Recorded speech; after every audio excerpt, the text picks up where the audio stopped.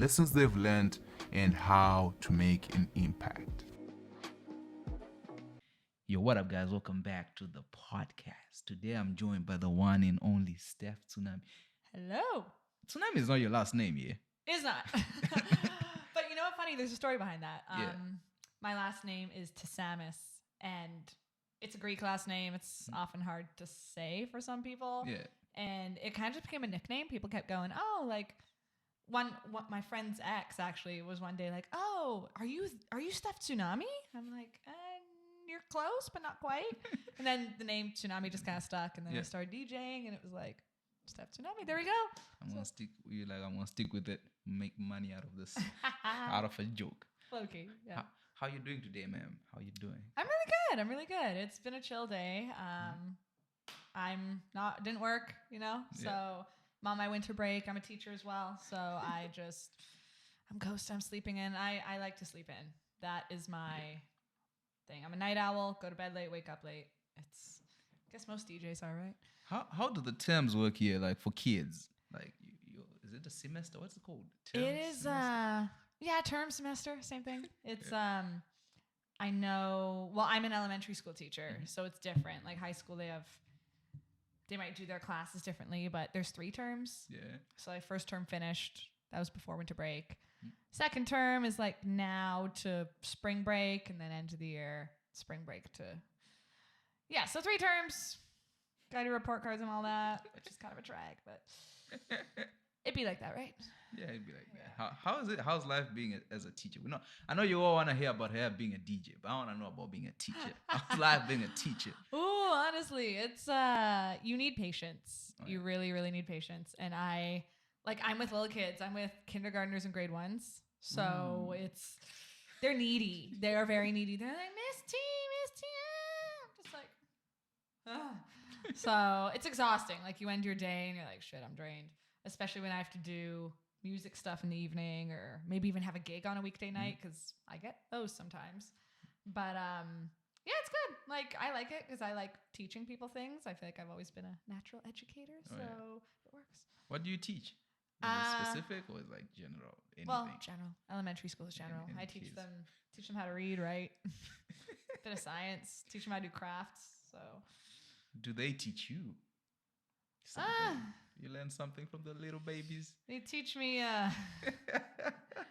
self-control, maybe. Sometimes I just slap them. No, sorry. If there's any parents watching this, but patience and self-control, I'd say. Trust me, parents know. I remember during the pandemic, I had my cousin. He was like, man, I wish this schools would just open. This people, it's too much.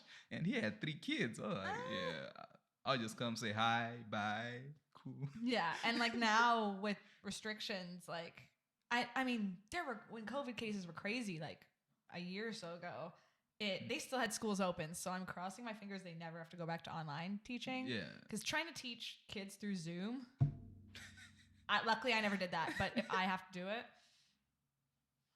How do you even hold their attention? Like, literally, I can't hold their attention in person, and I can hold their attention in real life.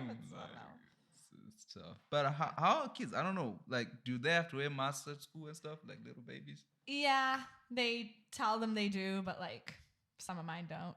They just they'll end up down their face, and I just have to say, if I hear them do one little cough, I'm like, hey, come on. Because those kids are diseased. They touch everything. But they're being kids. They should. I mean, big kids have to. Like, after a certain age, like, they have to. But little ones, it is requested, but they do what they want. Most of them are pretty good about it, though. They set the laws. We just live in their world, basically. That is true. And then, do they know that you're a DJ? Honestly, not those ones. No, because I feel like at that age, they don't really know what a DJ is. But the older ones, like I was a substitute teacher, and some of the older kids, I don't know, I would always talk about music and pop culture. And I was like, oh yeah, by the way, I'm a DJ. Or they would just come in a conversation. Like I wouldn't just plop it in there. I would come in a conversation. They'd be like, what? But like a bunch of the other teachers know. Oh. They know that I kind of live a double life. How long have you been teaching? I finished school for teaching in end of 2019. Okay, so I guess about 2 years. So no kid has grown up to the age where they come to your set and they're like, "That's my teacher." No, it's gonna be years before that. But I mean, hey, at that point, who knows? Who knows? That's what. All right. What made you get? What everybody came for. What made you get into DJing? Let me get into DJing. So, well, I've always been very musical. Like literally since I was little, my mom tells me like I had such good rhythm. We'd go to like those kid music classes, and I'd be like hitting those 4 on the floor beats. Yeah. And I just always like all genres of music. I would scoop it up. And I remember my mom was really into country music. Ooh. And I don't love country now, but my mom would watch the country music countdown, and I'd go to school and I'd be like, "Mom, record the countdown for me. I want to know who it is." And I'd predict it at like 7 years old, and I'd usually predict it right. And then I just kind of started watching much music and started learning more about pop and rap and rock and all that. And I was like, this is a cool world. And then in high school, I was always kind of the go-to music girl. And then people just kept saying, "Oh, you should be a DJ. You should be a DJ." And I was like, "Oh, yeah, like maybe." And then I went to university, and they had like a bunch of club booths set up at UBC. And they had one that was like, giving free DJ tutorials. I was like, this is my chance.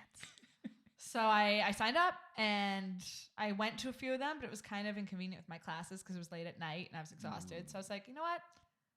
Fuck this. I'm going to buy my own controller and teach myself. I learned the basics from them. Like I learned what each button does and all that. And then I bought cheap basic controller, taught myself, and slowly better.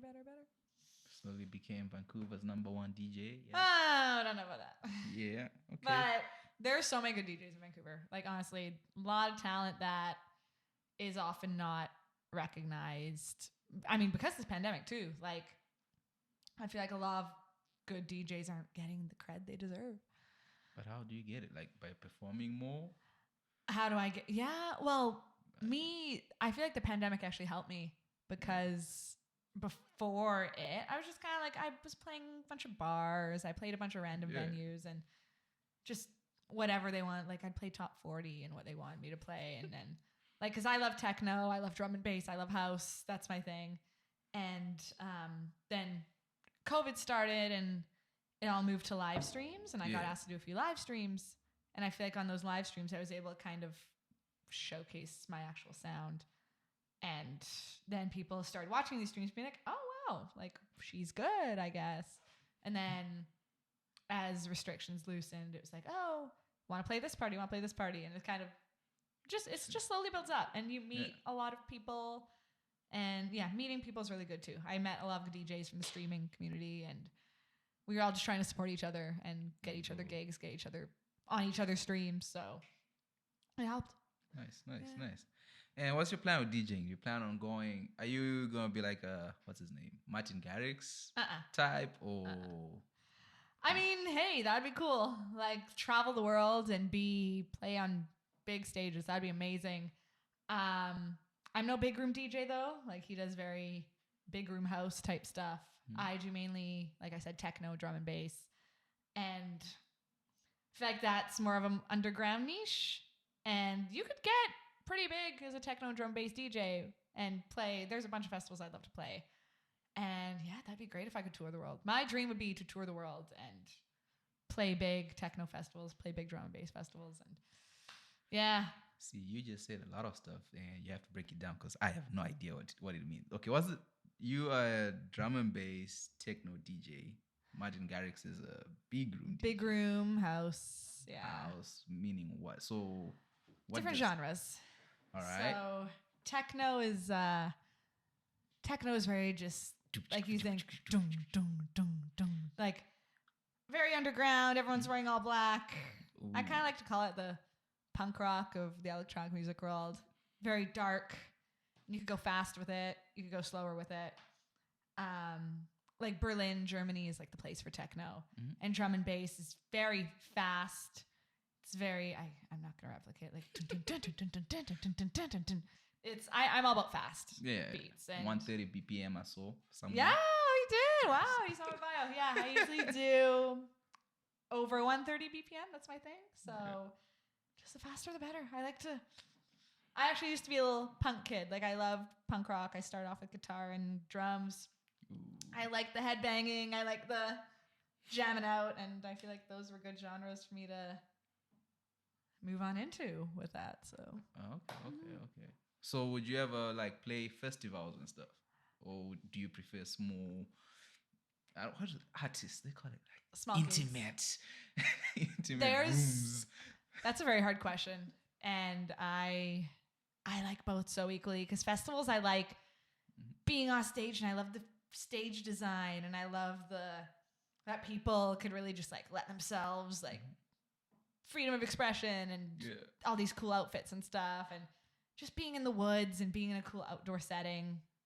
That's why I love festivals, but it's harder to connect to the crowd that way, I feel. Like, whereas if I'm in an intimate venue, maybe I could be closer to my friends, and it's more, you could feel the energy more, but it's pros and cons. And I feel like my music, you could hear it better on like in a more small room. So you can hear details of the song. Whereas a festival, it's easy to get drowned out by, maybe people cheering or something, but it's very 50-50. I love them both. Yeah. It looks fun. Like It when is. you look at DJs, I feel like they control the energy. The whole like, Yeah. okay, we're just gonna join that. Crowd control. That's the thing. I guess I kind of do that teaching too. It's like I do something, I kind of switch up their mood a bit based on how I do it. So Well, the crowd you're trying to control with teaching is complicated, Yeah. to say the least. bunch of different personalities. Whereas DJing, everyone's there to listen to music, have a good time. Oh yeah. So I feel like it's less of multiple moods I need to capture. I just gotta make people dance. That's all I gotta do, right? Do you remember the first time you were on stage or set? Yeah, so like I said, I started DJing, I guess, at, like, I used to work at a brewery, and that was like my first actual gig. It was just DJing at the brewery, and I started DJing there more, like on Saturdays. And then, but my first time on an actual club stage, I remember it was before the pandemic. It was at Levels nightclub, and it was dope. Like my friend Koji Aiken, who I actually work with in an event crew called Kumo, he booked me for the show he was throwing at Levels. He wanted to do like an all-female lineup.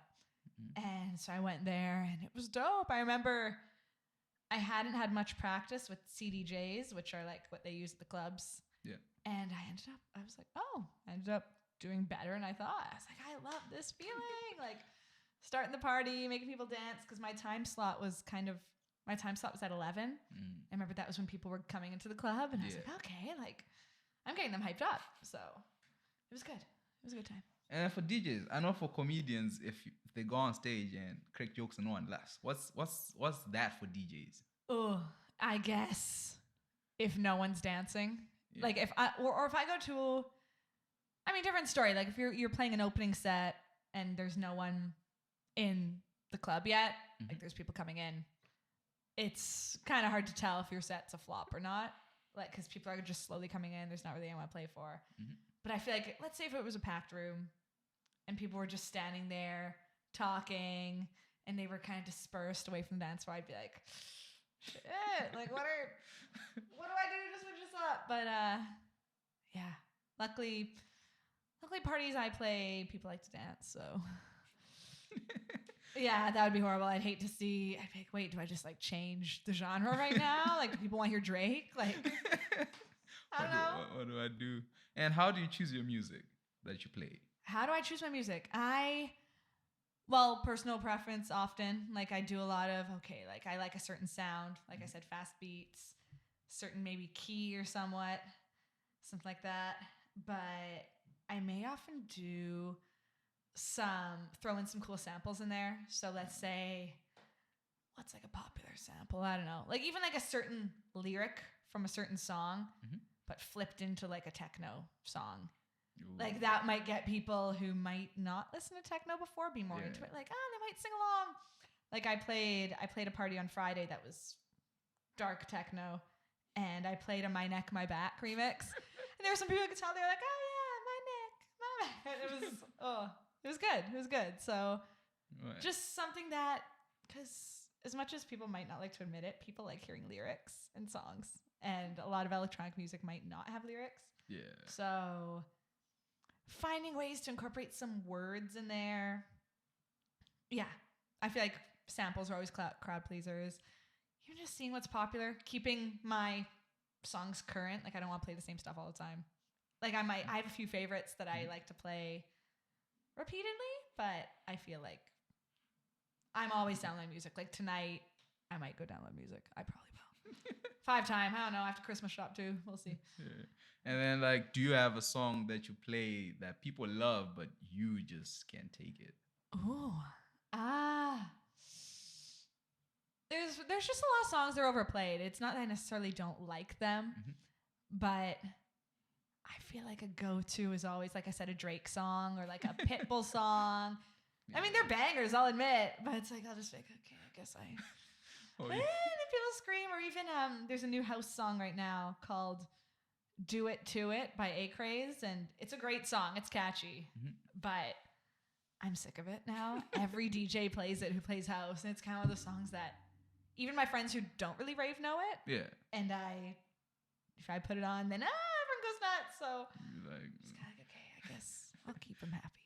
okay, then I'll just play it. Yeah. All right. And then, other than music, what else influences your taste in like the music itself? I don't know what I'm trying to ask, but yeah. What? Honest, like what influences the music I play? Yeah, other than like things that the energy and that, is there a theme to what you do? Say today I don't feel so good.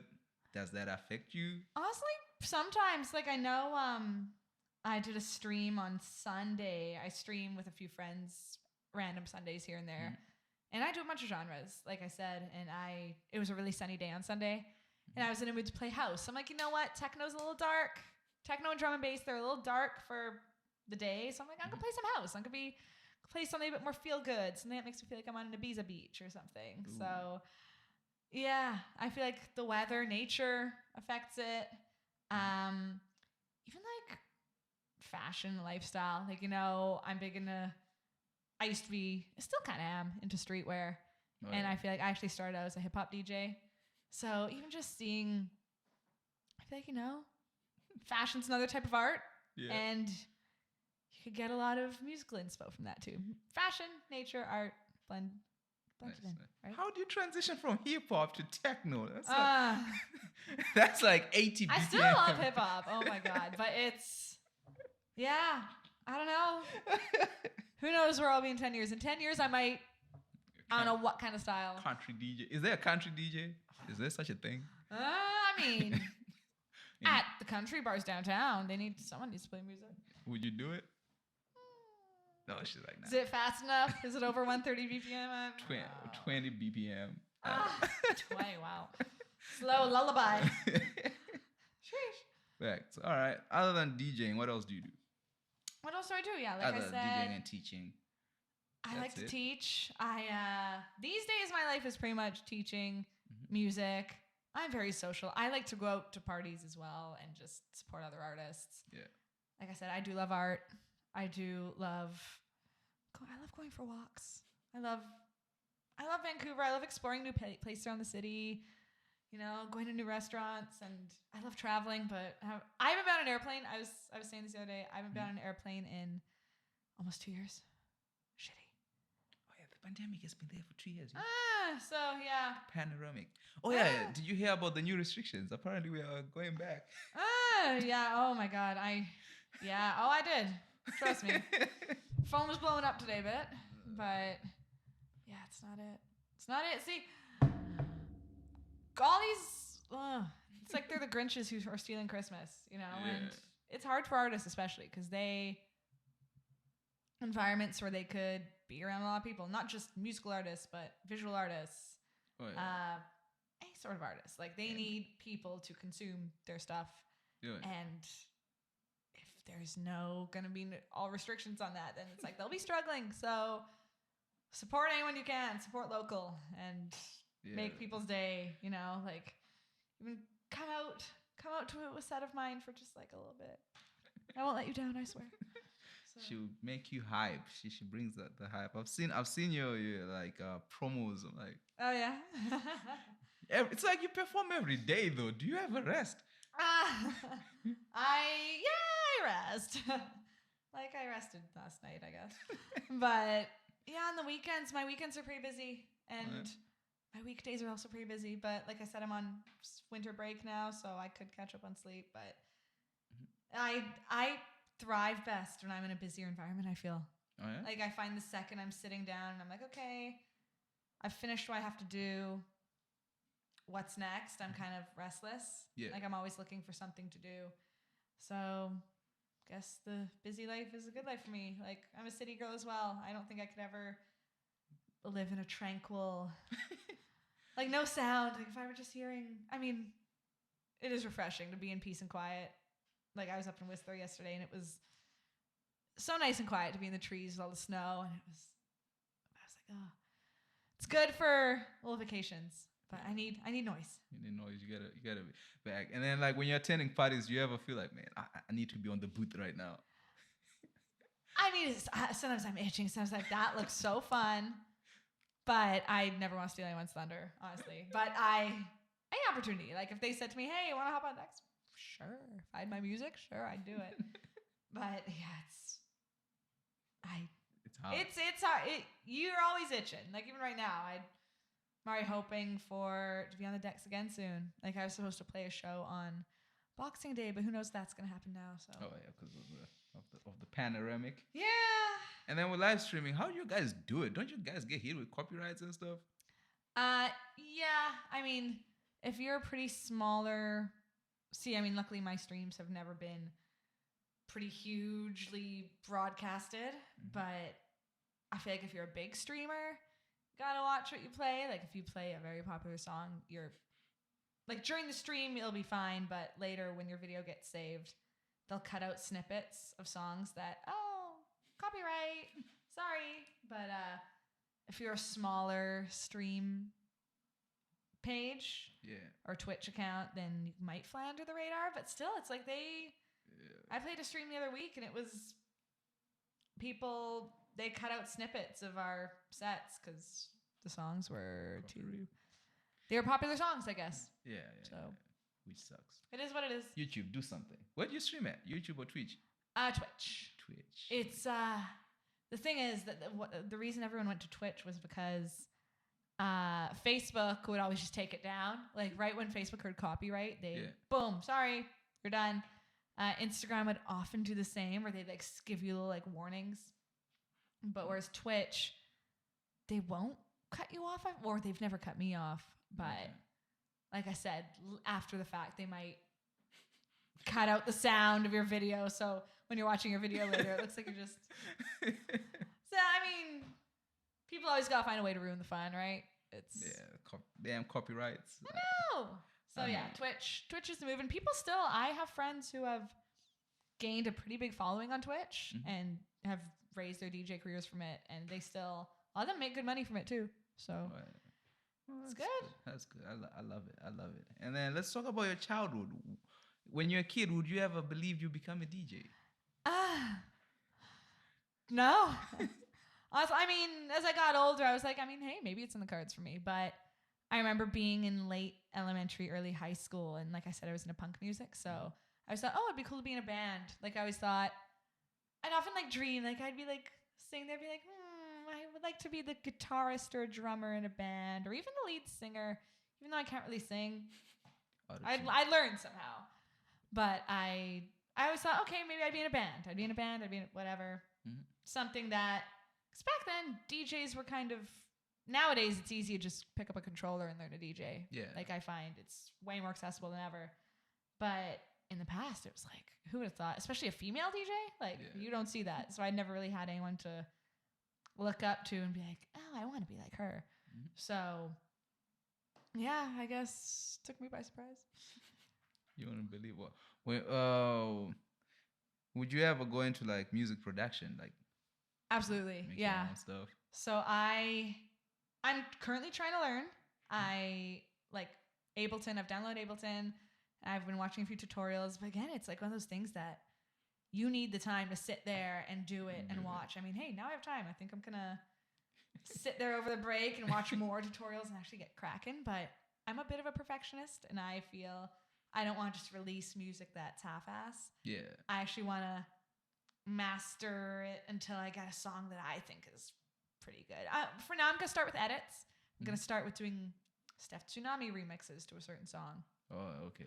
So, I mean, hey, baby steps, right? But production, there's a pretty big learning curve. And I feel like once you learn the software, people tell me you're flying. Like, you could produce a new song in 24 hours.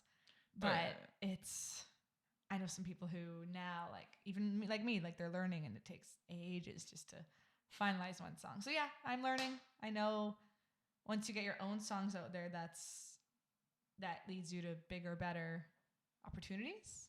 Oh, yeah. But, I know some people have gotten big from just DJing alone, but I would like to have my name on a few productions. So. Okay. Still techno, or you'll be open to genres? I love this genre called footwork as well. What is that? I could give you so many subgenres, but that would be another podcast episode. All right.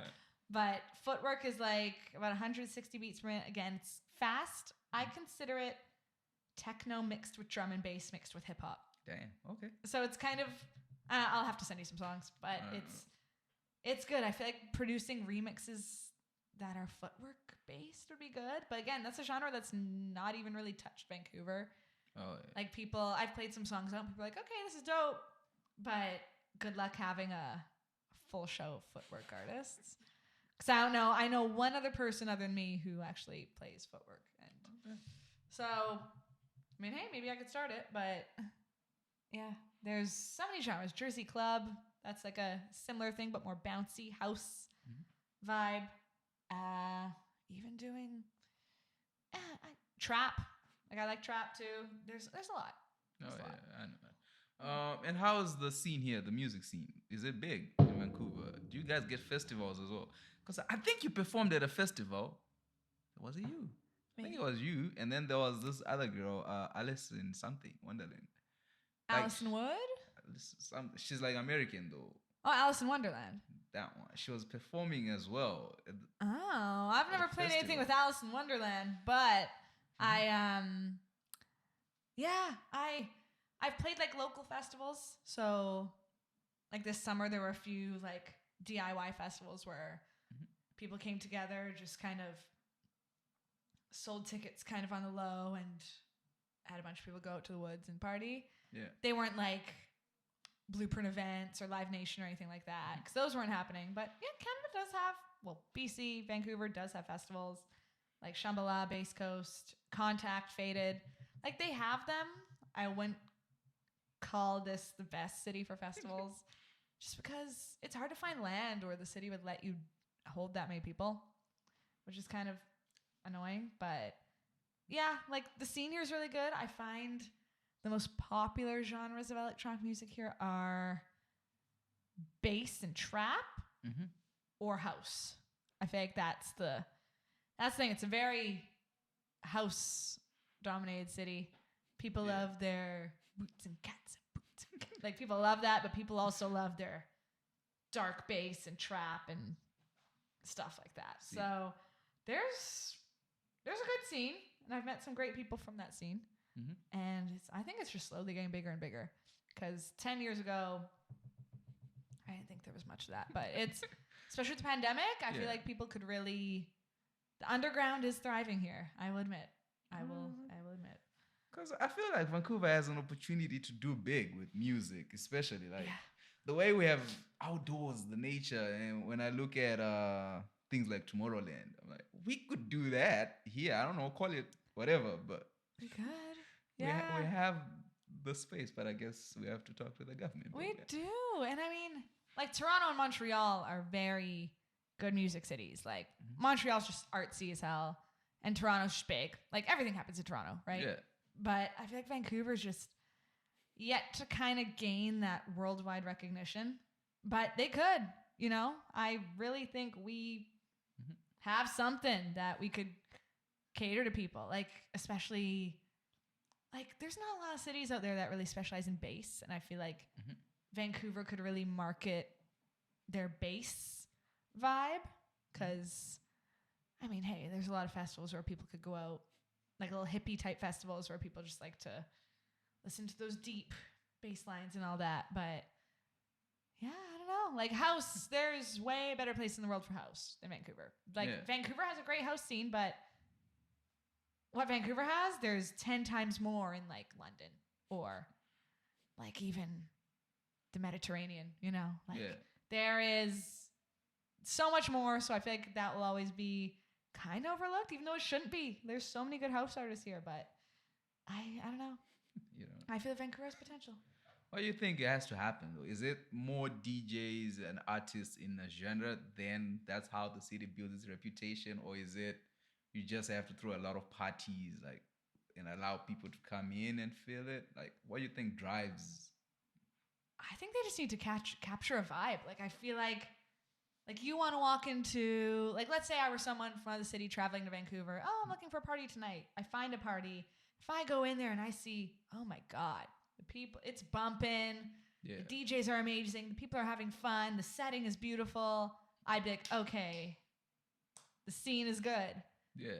Or I'd have to go to a few to determine that. But if I went to a few parties that were all boom, boom, boom, amazing, I'd be like, okay, Vancouver needs that recognition. And I feel like if enough people also got that same reaction that I got, then they'd spread the word, be like, hey, come to Vancouver, go there for raves, So Yeah. I feel like all it takes is more international artists to be booked there, more dope parties, more people spreading the word Oh, yeah. on how cool it is.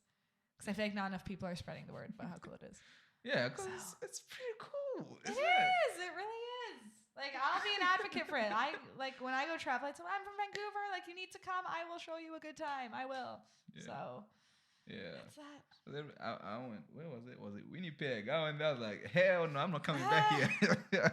Well, Winnipeg's cold, you Yeah. know? So, like, Vancouver, we could also market on the fact that it's beautiful. Like, look at our mountains, look at our beaches, look at our forests. Like, we are a beautiful city. We have that potential for people to come and be like, wow, we want to party here. Yeah. But, yeah. Unfortunately, some other places in Canada that are often quite cold, they may not get that. And, I mean, hey, Montreal's really cold. But they're somehow still able to attract people from around the world to party there because Yeah. they throw good parties. So I guess, hey, if Winnipeg steps up and does that, they could. Come on, Vancouver. It's time to wake up. It's Oh. time to wake. Yeah, because that's what I was telling you about Alice. I was shocked when she was posting, oh, I'm performing I'm in Vancouver. There's what? There's a festival in Vancouver? Yeah. How? I guess what you're saying about Alice in Wonderland. She was playing Faded in the park. Probably. She played it Faded. Yeah, I didn't play it Faded. I'd like to play it Faded, but Hey, Faded. What's going on? Explain yourselves. How do you get booked? How does it work when you get booked to a it's show? you just kind of like, how does it work in terms of like getting those gigs? Yeah. or- Does someone reach out to you? Do you? These days, yeah, I often get people message me on Instagram, be like, hey, want to play this party? Like, and they'll give me a bit more details and all that, and I'll decide if I want to play it or not. Usually it's a yes. I'm always looking for opportunities to play. And like, if I've heard about the artist or if I've heard about the venue, that's a good deciding factor. A lot of it's word of mouth too. Like, if people have even asked me, like, if I haven't been able to play a gig, they might say, hey, what are some other DJs you could recommend? Okay. So I might shoot some names that I think would be good. And so it's kind of a chain reaction. Like, people are always trying to support each other and messaging, Facebook, Instagram, even directly reaching out to me at a show. Like, people might see me afterwards at a show, say, hey, I'm an event promoter. Let's keep in touch. And I'll let you know if there's cool events come up. So yeah, a lot of ways. But I feel like it's in this day and age where we're so connected through technology, it is really helping for sure. Oh, yeah, that's So. nice. Nah, because I'm really passionate about this city. I want it to grow. I want Vancouver to be big Good. and justify its. We need people like you. And justify its cost, all right? It needs to Absolutely. it needs to justify itself. If I'm gonna party every Friday, I'll willingly pay my rent, all right? But if all I'm doing is freezing, I'm like, come on. Oh, it'd be like that. Like, give me something. Give me something. Yeah. And then in the winter, do you guys? Okay, let's say there's no pandemic. When is most fun? Is it during the winter, summer? When do people come out? Summer, absolutely. But mind you, I'm a summer girl. I love my warm weather. But people who love their skiing, like Whistler knows how to throw down. Like I often hear about Whistler parties where, because Whistler gets a lot of international people too, right? Like people from the UK, Australia, and they often bring their music scenes there with them, and a lot of DJs may come out of that. So Whistler knows how to party, and people like to go snowboarding and then have some beers and party afterward. They go snowboarding for the day. So that's like a scene in its own. I know there's a festival, snow bombing, that happens in Kelowna, where you're basically partying at a ski resort, and they have a bunch of DJs, and it's dope. But summers when the weather's nice, you could do more stuff outside without your equipment getting damaged by rain or snow. So, and there's, you could go to the beach, you could go to the woods, you could go. There's more to do in the summer for sure. Like I tell people, if there are tourists coming, come in the summer. There's more to do. All the festivals happen in the summer because people want warm weather. Weather. Yeah. People don't want to freeze. I mean, it might be your thing. Some people like to bundle up and dance, but people don't want to freeze while they're dancing. I couldn't do it. Freeze. It's been cold. It's too cold. Oh, trust me. I've played sets in the early morning where I'm basically wearing a jacket. Yeah. It's cold. All right. So we've reached the stage where I start asking you questions, proper questions. Proper written. Questions. Well, I can't lie to you and say they were written by a 5-year-old. Well, technically they're written by a 7-year-old. So just give me a second DJ question. Who is your biggest inspiration, and who do you have a lot of respect for when it comes to DJs? Oh, wow. That is a very, very hard question. There are so many good DJs out there. My biggest musical inspiration. I don't know if you've heard of Anna Luno. Anyway, she's not like, people know her, but what she did, she's an Australian DJ, and she started out being like a radio host. Ooh. And she DJs as well, tours the world, plays all genres. And what she does, I feel like she would play some big songs, but she'd also play some underground songs. And on her radio show, she'd often feature artists that were up and coming, like all sorts of artists, like female artists, LGBT artists, like people of all ethnicities, races. And they, she's someone who I was like, you know what? That's a woman who's doing some good shit for the scene right there. So she's one I could think of right off the top of my head. Yeah, that's what I'd say. There's a lot of just good DJs out there who I respect with their grind, and like all those, a bunch of good female techno DJs out there I look up to because they don't sleep. Like if you play techno, you don't sleep. They're bouncing. Like Emily Len, Charlotte DeWitt, they work hard, produce good music, and they are on the road day after day. So all right. The grind, people who grind, I could respect that. All right. What single night out has been the most memorable for you as a DJ? Ooh, like when I've been playing? Yeah. Ooh, the most memorable night out that I've played. Honestly, that Levels night, like my first actual club gig, that was very memorable because, well, for one thing, I met two really great friends that night. They're both DJs, CC and Loop. They were both booked on that lineup with me, and we're great friends to this day. And I feel like that show really kind of paved the way for more for me, and I realized how much I loved it. And even this recent party I played, this techno show, I was like, made me realize, okay, this is like, I love this scene. Like people have so much love for it. So yeah, all right. Where do you think the scene is headed 1 year from now and 5 years from now? 1 year from now, well, I hope there's no restrictions and people could, get out and actually have full-scale parties where you could feature a bunch of DJs on one lineup and openly advertise it without being fear of being shut down by the government. Yeah. I hope that'll be a thing in 1 year. I just hope there'll be more and more parties. There's so many event groups that have come out of this pandemic that I feel like will be thriving in a year. Like my event crew, Kumo, we saw a lot of growth in a year, and I can only imagine what some other event companies might do. 5 years, I just hope to see more and more diversity. Keep seeing more different genres, more diverse DJs instead of the same dude who plays the same house or rap track, you know? Like I want diverse artists, diverse genres, diverse settings, and for us to be more known on a worldwide scale. So Put the CD up. yes. If you could eternally be stuck in 1 year's music scene, which year would it be? Oh, that's a really good one. Sometime in probably like 96, which is my birth year, funny enough. Like 1996 was huge for underground raves, and I feel like there are still some tunes, whether it be drum and bass, jungle, techno, house, that are classics to this day from that 90s era. Like back then, a lot of them, they were playing vinyl, and they were the parties were very underground, but there were that would have been a good era to see just everyone losing their shit over a rave because they've never experienced it before in their life.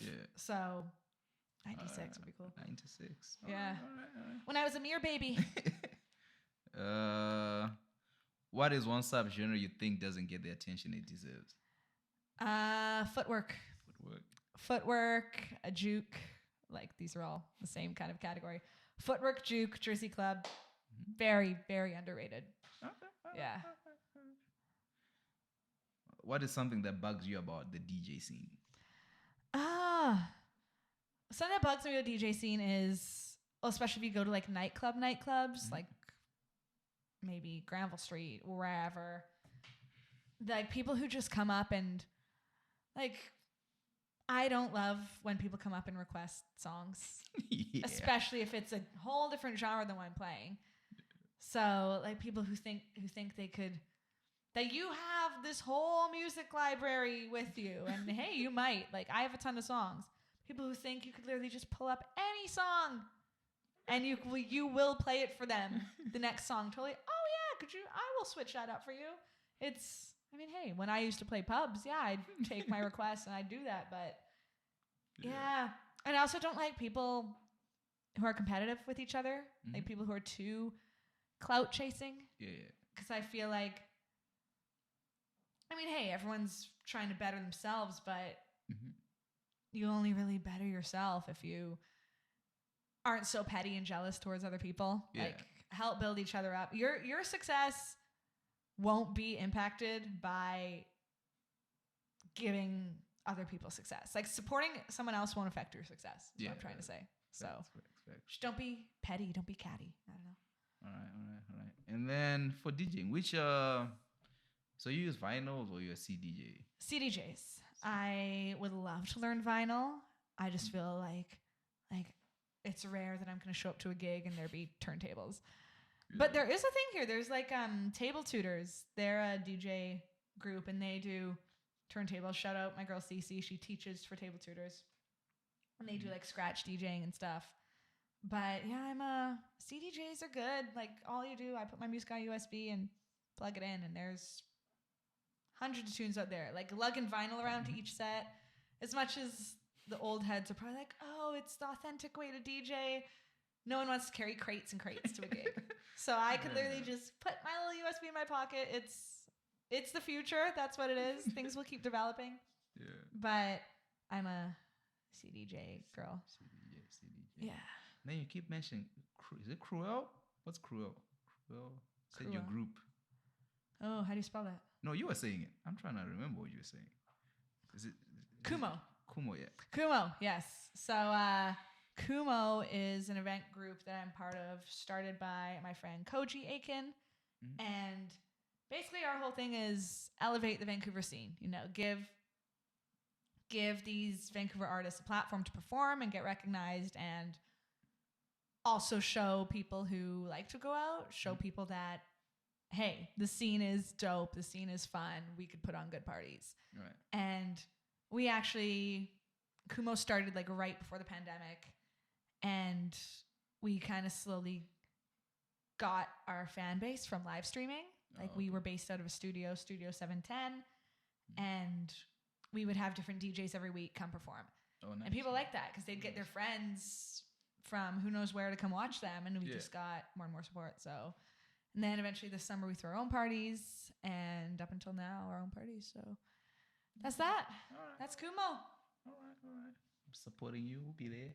Cheers. Throw a party. We come dance. But hey, 130 BPM. I don't think anyone can dance that fast. Oh yeah, you can. Just gotta feel it. That's what's up. Yes. All right. So now we're moving to everyone's favorite section. These are questions written by a 7-year-old. Are you serious? Seriously. Like an actual 7-year-old where like 7-year-old sat I down. would ask these questions. Yeah. Steph. Like you no, he was like, on your podcast, your questions stink. So here, better questions. Wow. Honestly, no one will ever tell the truth better than a kid. Yeah. Like kids and old people. Yeah. That is, they will tell you the honest truth. And kids don't Let's care. go. All right. For what in your life do you feel the most grateful?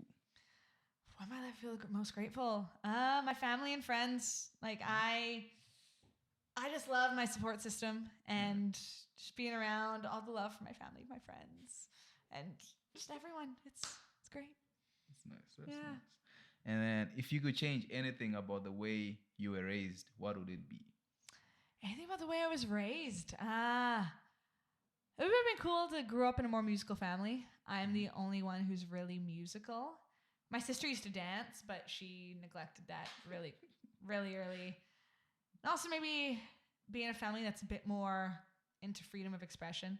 Mhm. Like I come from pretty traditional Greek family, and I was always kind of the black sheep who beat to my own drum. And I still am like that, you know, and my family's still their way, but they support me, they love me.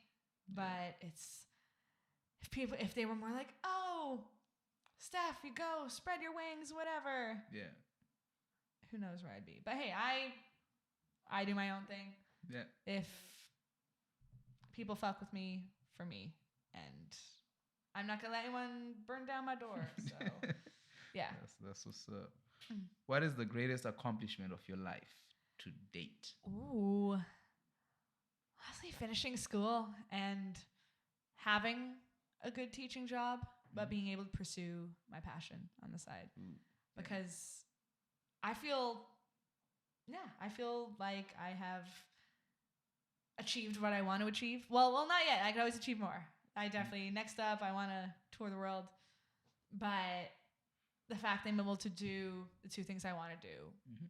So yeah, that's that. But tour the world, okay. You mean in the big festivals or just what would you choose? Doing club scenes, different clubs every night, different in the world. Everything. All right. Yeah, so different club every night, different festival every day, night. I'll do it. Mhm. Like I said, I like intimate, but I also love big venues. So whatever these event bookers feel I'd fit best in, Yeah. there we go. Yeah, because when I was in college, we would try to book like artists to school. And these guys would prefer doing those gigs because he'll come, perform his set, say it's 30, 40 minutes, finishes here, is on to the next one, goes and does that one. And for them, they feel like the energy they take in one night is better than just being on one stage. And then, I don't know. Yeah, it's personal preference. Yeah. Like, it's personal preference for everyone. But yeah, some people love the thrill of bouncing one gig to the next. Yeah.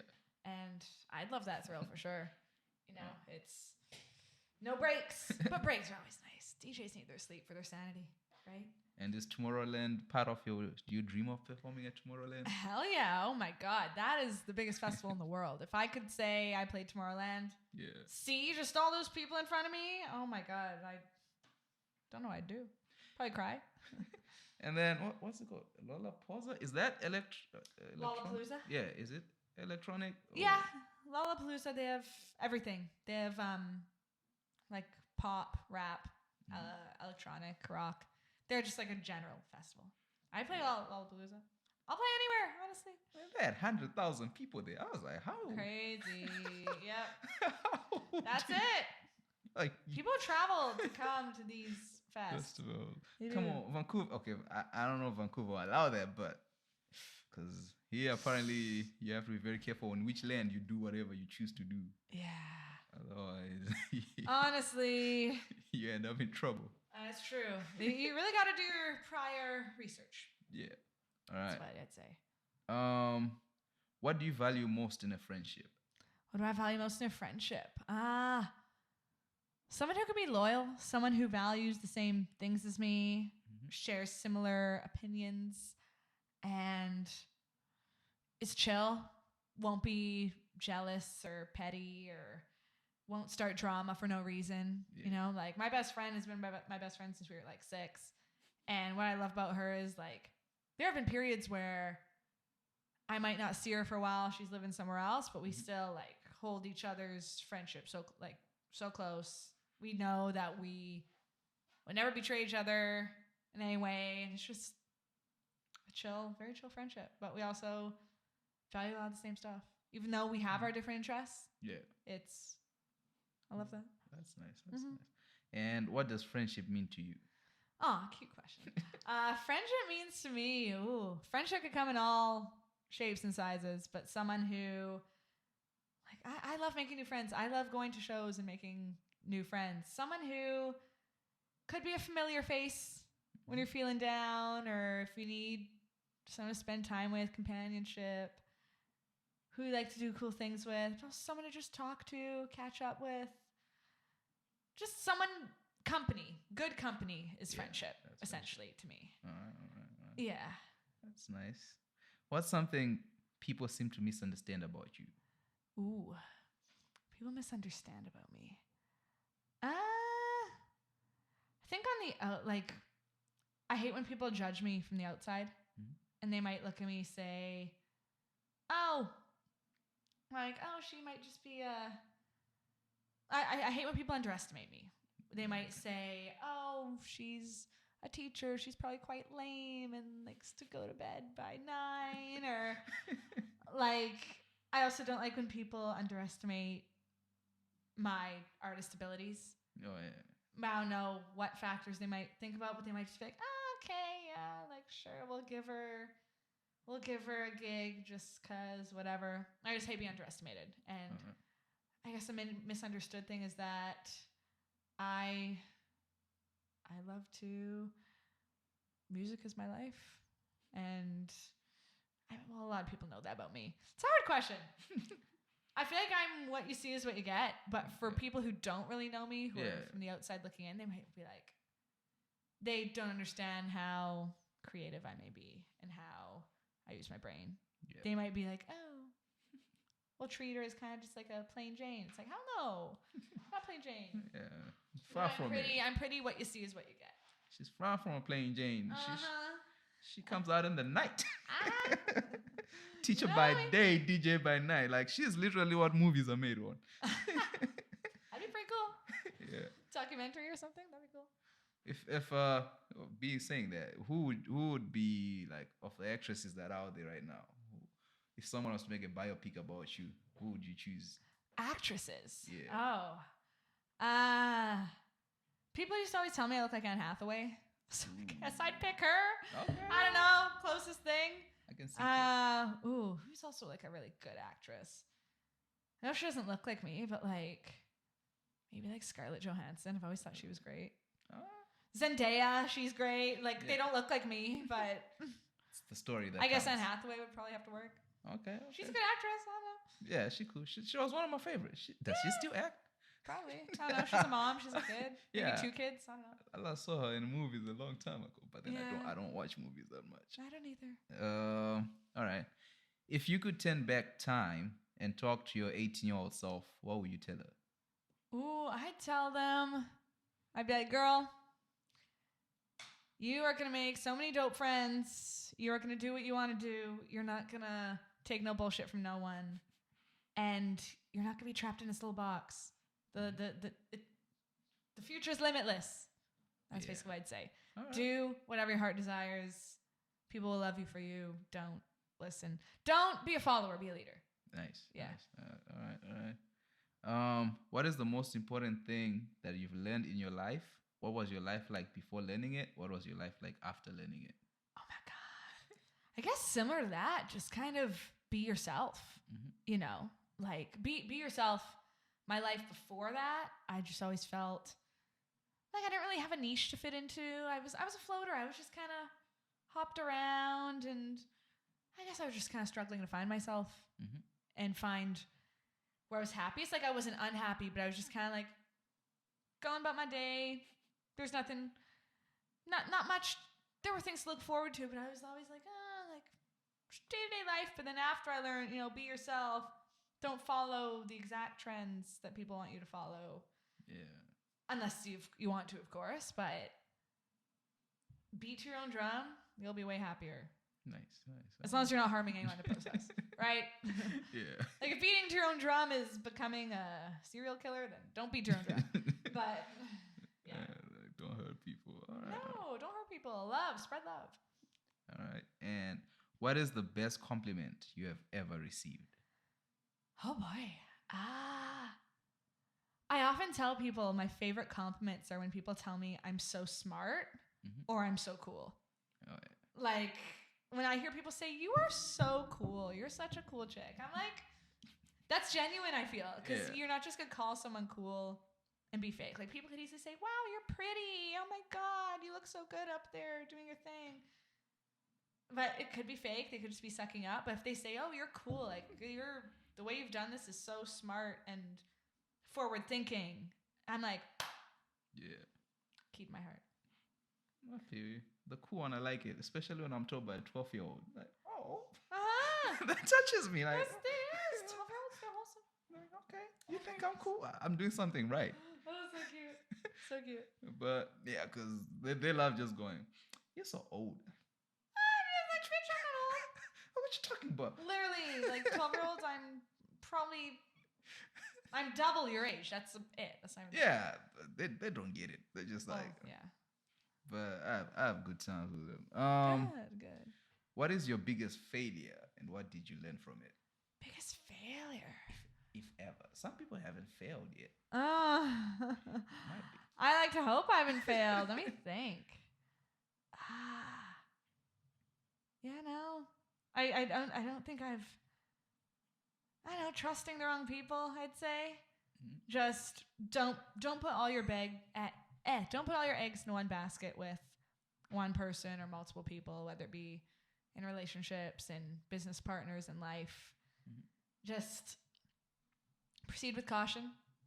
You know, I'm someone who I've learned don't trust people so much right away, because if you go all in, they will hurt you harder. But if you go in kind of slowly, get to know them easier, then so watch who you trust. Trusting the wrong people, I'd say. That's good. Yeah. Just need to the compliment. Blah, blah. All right. What advice would you give someone wanting to pursue a career similar to yours? Well, I would say do your research. Like I tell people, I've given this advice to a lot of novice DJs. It is worth it. Buy a cheap controller. Like you don't need to spend a lot of money to start. Like a couple $100 gets you a controller that has most of the features you'll need to play a big club. Practice. Do your research. Constantly find new music. Take note of the trends, but don't fully follow them directly. Don't be a copycat also. Don't be a copycat. Do your own thing.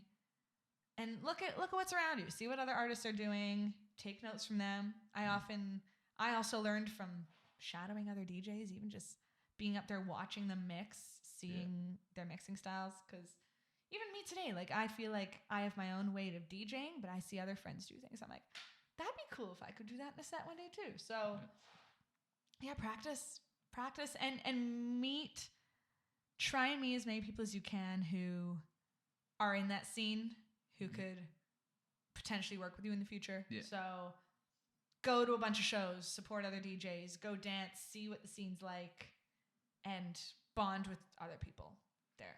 Because that's how you build your community. But we're in a pandemic. How do I do that? The devil on your shoulder says.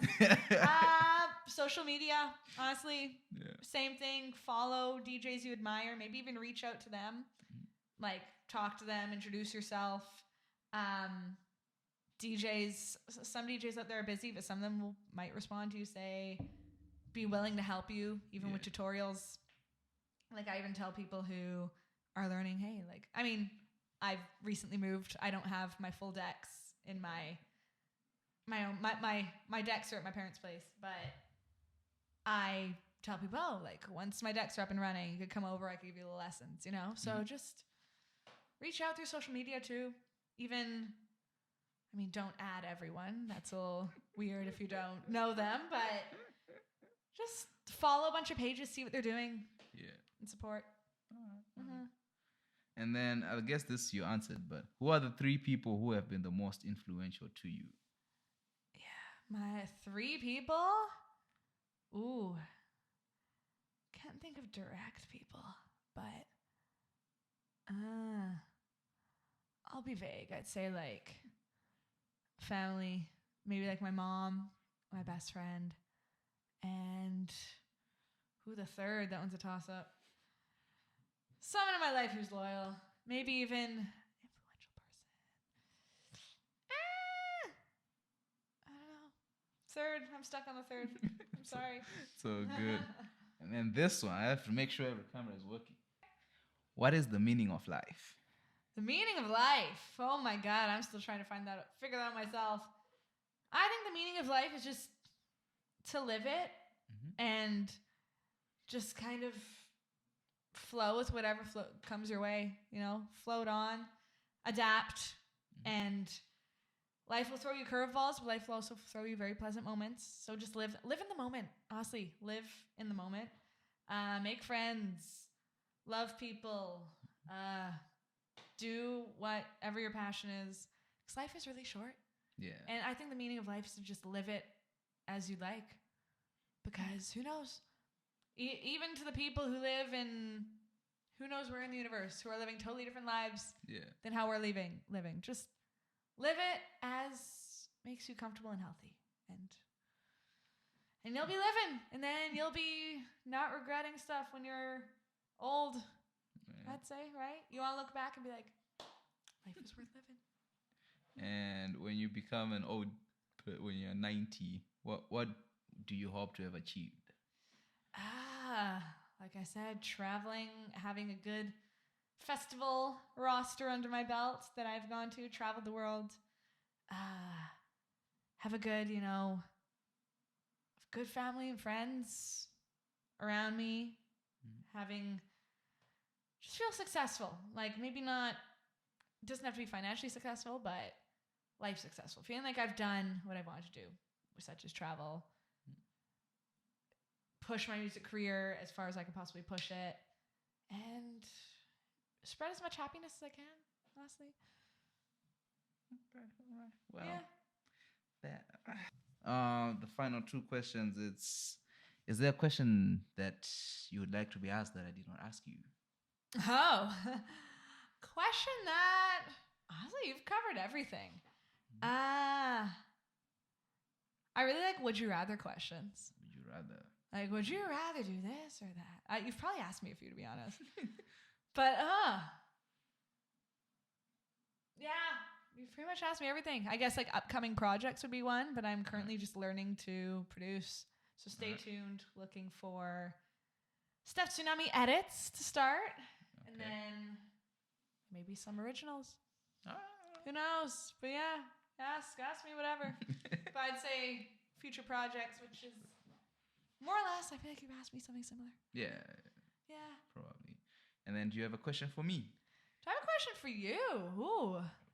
Who is next on your interviewee list? Next. I have actors coming up. Nice. Still to be confirmed. It's very hard. Because of the holidays, people's schedules are like, I want to come there, but and then so a lot of people they're planning for January after the holidays. I'm just like, okay. Yeah. But yeah, after you it's probably gonna be an actress or actor, and then after the actor we'll see. Because I'm just trying to have diverse group of people. Good. Because at the end I'm making it So I call it Conversations with Uncle Kev. It's basically for the young people, Yeah. like the little kids when they watch it and say they want to be a DJ. You were Oh my saying God, I'm sorry. I sweared a bit. it's so good. Oh, they understand that. That's what DJs Should have told do. me. I looked up it. I didn't know. Yeah, but the Sorry, point, kids. the whole point is just Bleep for me them. out. Do it. Just for them, if they want to be a DJ, now Yeah. they listen to this conversation and that gives somebody a start and know where to begin from and understand that you can be a teacher by day and A DJ by DJ night. by night. But That's the plan. So yes, follow your dreams, kids. you are the one who's educating them though. So Yeah. you it's like you serve both the kids and the parents I guess. in one day. Do you perform during the week? Sometimes, if there's events during the week. Yeah, They're often on weekends, but I may work during the day, have a gig at night. I had one recently where I DJ'd at midnight on a work night. And I did it. How's the work day the next day? Not bad. As long as I just don't drink. Just go right to sleep. Like finish your set. Maybe not stick around a bit. Just go right home. Go to sleep. Yeah, because you need to rest. Your brain, mental health as well needs to function. Oh yeah, I never. Every DJ I know doesn't sleep though. It's like. I mean. Would you be an artist DJ? Would you ever do that? Actress DJ. No, like an artist DJ. Say like Drake, and then you are his DJ. Wherever he goes, you go. That'd be sick. I'd like it. I feel like if it gave me the opportunity to do my own individual thing on the side too, like I'm still Steph Tsunami. I'm still my own artist, but Steph Tsunami is also Drake's DJ. Sure. Okay. Yeah. I'd do it. What about a radio DJ? Yeah. Oh, I'd love that. I've always felt like radio's something that, because I love to talk as well. Yeah. And I feel like I could, interview other artists, play songs that are up and coming that people might not know about. So I could showcase these artists. Kind of like how I said, Anna Luno, this artist that I love. She did that. Like she DJ'd, she did her thing, but she also had a radio show. So I definitely do that. Yeah. All right. Any last words for the people? Yeah, as far as just happy holidays and stay true to yourself. And I love you all. And if you want to follow me on social media, my Instagram is steph.tsunami. Yeah, STEPH period TSUNAMI. Facebook, you could just look up Steph Tsunami. I post more on Instagram though. But yeah, stay happy, stay healthy, do your thing. Thank you for having me. Thank you for coming. Yeah. People, go spam Tomorrowland, Live Nation. Tell them we want Steph Tsunami. We want it next year. Cheers. All right. Have a good day, man. Thank you you, for coming. Kev. All right. We out. See you next week.